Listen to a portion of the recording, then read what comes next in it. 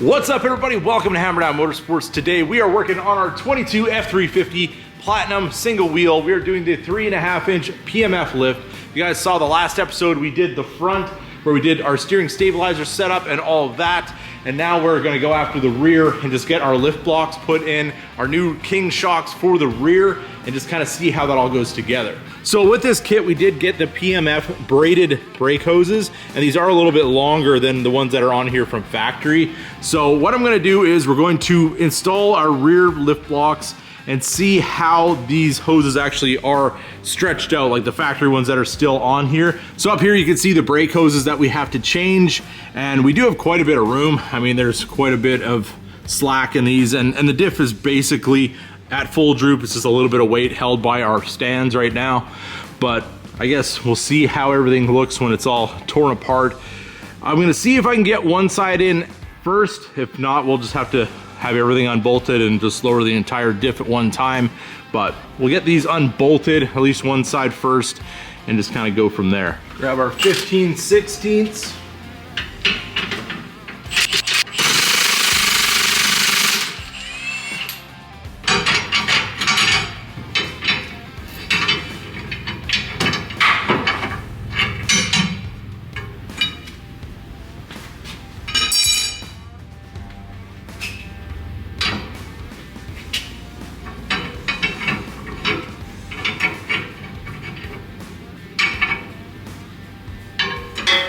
And now I'm gonna go in and just kind of clean up our surfaces that are gonna be covered.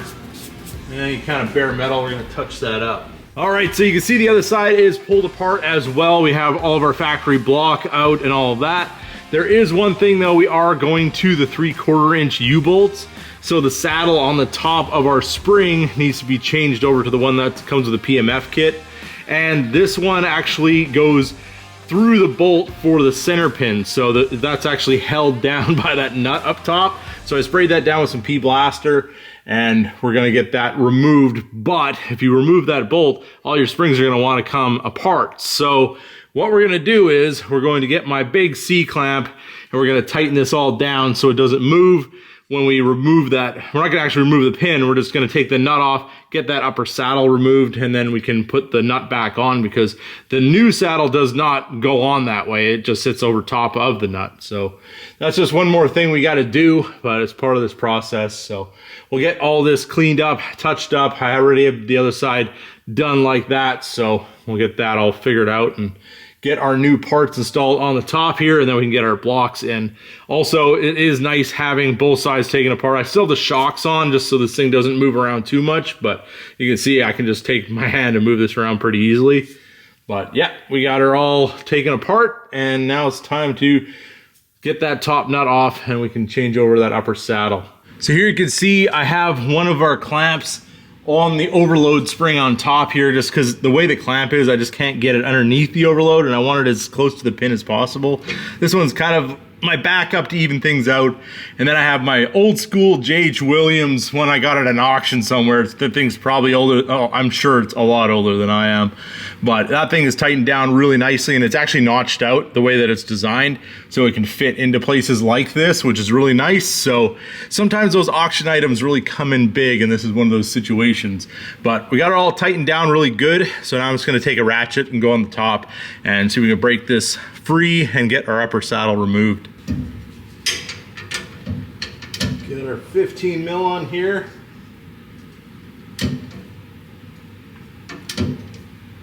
It's like breaking them free with a ratchet. I don't like using impacts on these in case it tries to break or anything like that. You can feel that it is turning on the bottom here. So I'm gonna grab a vice grip, grab a hold of the bottom. And today, to run this nut off, we have our Alsa Tools flex head 1/2 inch.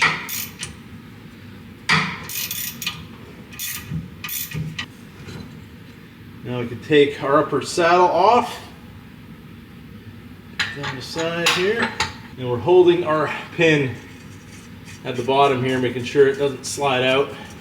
Everything is held in place by our clamps, but we still don't want to have anything go out of alignment on us.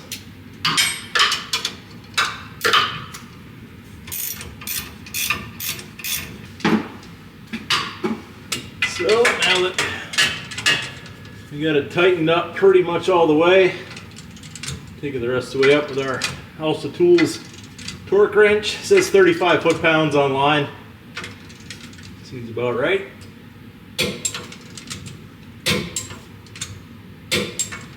There we go. All right, so here's our lift block. We do have the optional bump stop on here as well. And you can see on the bottom, this is the centering pin that's gonna go into the diff. And then your leaf spring is gonna go into one of these holes depending on how you wanna center up that rear. So you wanna make it as centered as possible and then go into that corresponding hole. And then obviously our U-bolts are gonna go in through these loops right here. So we'll get this guy up in place and then we can line everything up and show you guys what it looks like. So now you can see we have our lower block. The pin is in the center here for our diff. We have our U-bolts just kind of loosely run up, but we're in between this block for our overload. If you have an overload, you're gonna have this. So you have to be in the middle of those obviously, or you're not gonna line up. We have our upper plate installed up here.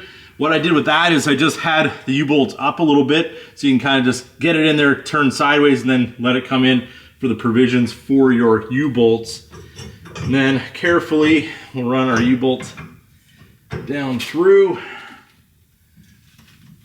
Kind of move our diff back and forth a little bit, get everything to line up nicely. Also, you want to make sure you have the right block on the right side. Obviously, your bump stop is going to go towards the inside, and then you're going to want to make sure that you have the longer part of it towards the rear, because that's actually going to angle your diff up. Otherwise, your drive shaft angle is going to be nosedive, and that's not good at all. So just be aware of that.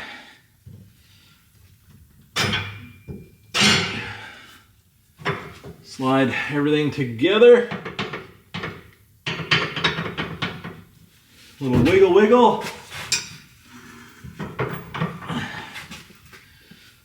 Just have it come up a little bit. Have our angles go a little bit better. A little bit closer to our leaf spring. Then we're going to see how centered our wheel is and find out what index hole we're actually going to need to use.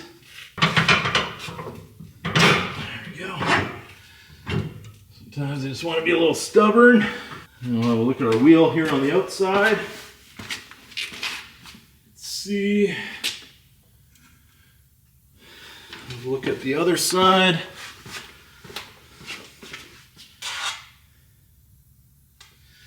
So I think we're going to go a little bit towards the front from where we are. Probably going to put us on the second to the rear hole. Line that up. Give it a tiny little wiggle. Make sure it's going in nice and straight. Now I can put a little bit of pressure on it. Have another look here. So that looks pretty good to me. Now we're going to get our bottom piece on with the hardware. Just kind of run everything up sort of loose. I'm just going to leave it probably not even tightened up at this point because I want to get the other side together and want to be able to move things around if I have to. But this is kind of exactly how this all goes together. It's a little bit of jiggling and wiggling, but you can get it. It's not really too terrible. Just make sure you have everything in the right place.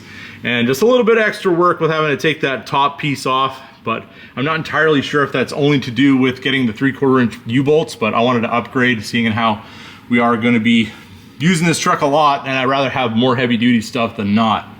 So for reference, this is our stock block right here, and this is our PMF one for the 3.5 inch lift. All right, so we got everything put in, everything's in place. I just got to do a final torque on our U-bolts.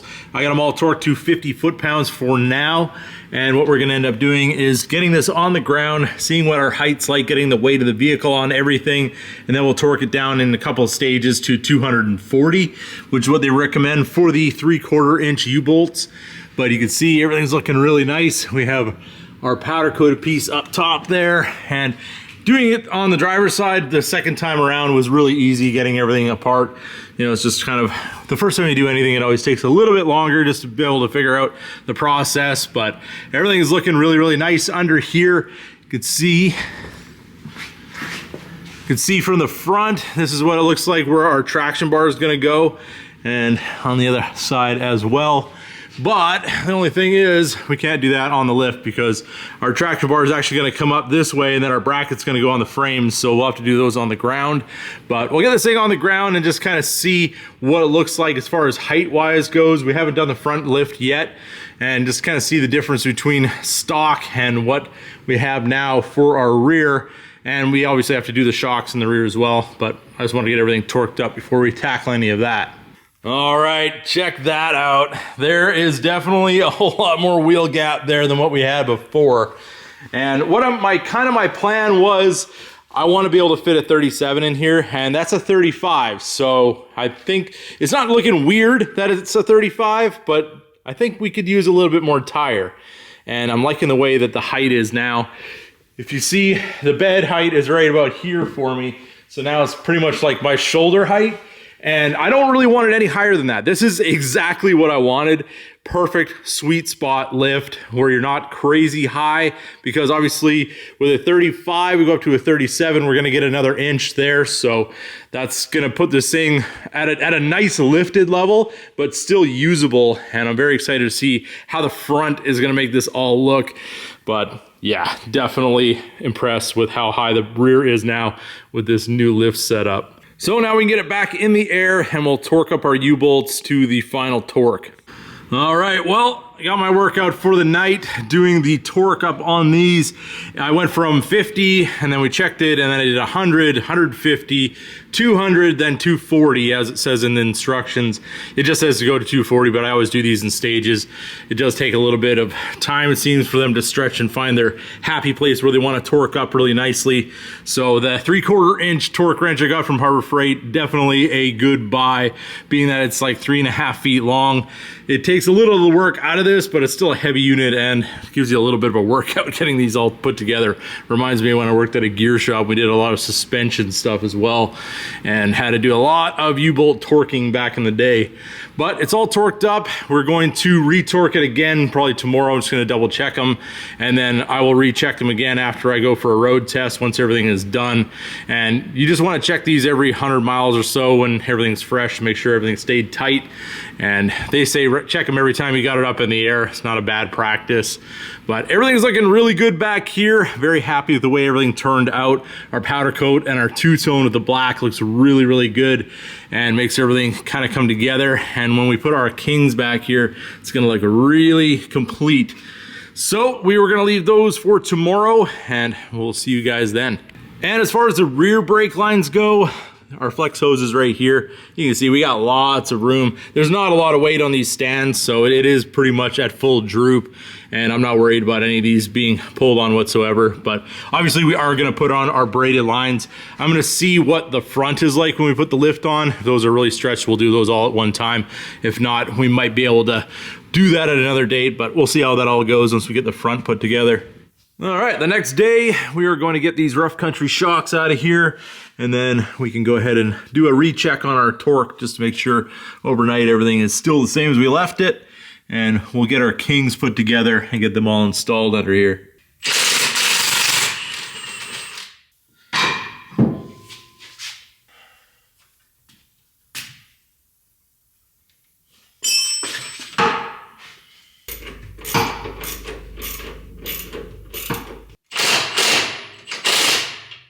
And look at that, our beautiful King shock is in place. It did take a second to kind of figure out the orientation for the reservoir, but we do have these PMF engraved brackets here for our reservoir and everything like that. You can see the fit and finish on these is absolutely amazing. And that's why you gotta pay so much for them. We didn't have to put the sticker on yet, but just wanted to make sure everything was exactly the way I wanted it before we did that. You just wanna make sure that you have a nice swoop here on your hose so it's not restricted and it's not in the way of anything. You can feel in here, there's plenty of room. And obviously it's just the shaft is gonna go inside our shock body. There's not really a whole lot of movement that's gonna happen on the rest of it. So we do have a lot of clearance around everything. Just wanna make sure you get the right orientation when you put these in.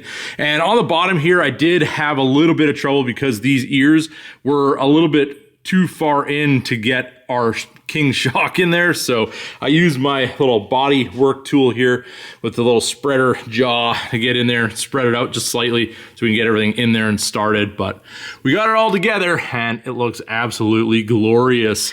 All right, so on the bottom, I had the same issue on this side. I had to spread it with hydraulics to get that all put where we wanted it.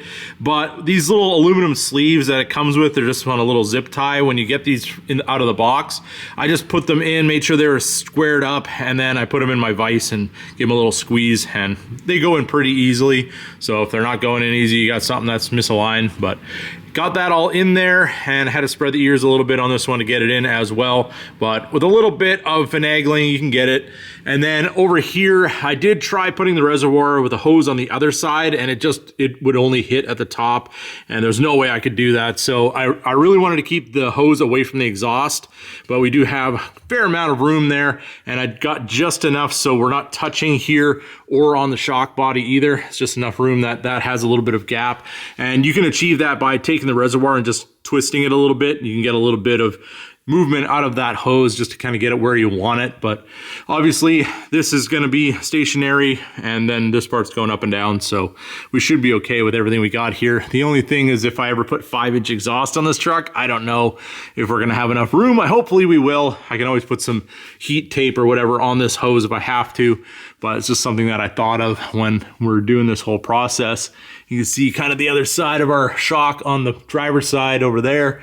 And yeah, these things are definitely a unit and completes the look of the back here. This thing is meaning business already, and it's gonna look even better once we get our traction bars on. So there it is, everybody, our new King setup in the back with our PMF lift. Everything went together really nicely, and I love the look, the way that everything is with our Banks cover. This thing's looking exactly the way I wanted it to, and I can't wait to see when it's all put together. We can park this truck outside and see what kind of tire size we're gonna have to go with, and offset wheels, all that whole fun thing. The cherry on the top when we're all totally done with this, but I'm very excited to see how that's all gonna look. If you guys made it to this point in the video, drop Kings in the comment section or whatever you like to say. I can interact with you guys there. But with that being said, I hope you guys enjoyed this video. If you did, don't forget to give it a big thumbs up. If you're new to the channel, hit that subscribe button, and as always, keep that hammer down.